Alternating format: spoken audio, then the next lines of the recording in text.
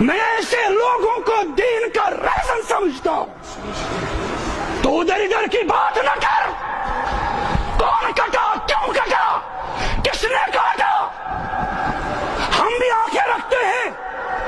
میں کہتا ہوں اگر تم جیسے نالائق و نامراد اس دنیا میں نہ ہوتے, بشار الاسد جیسا خبیث دنیا میں وجود اس کا نہ ہوتا,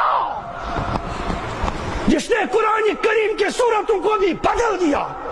تم کہتے ہو ہمارا بھائی ہے, ہم سمجھتے ہیں الجنس یمیل الی الجنس. کس نے کہا؟ یہ بشار الاسد کون ہے؟ اس کا تعارف کیا ہے؟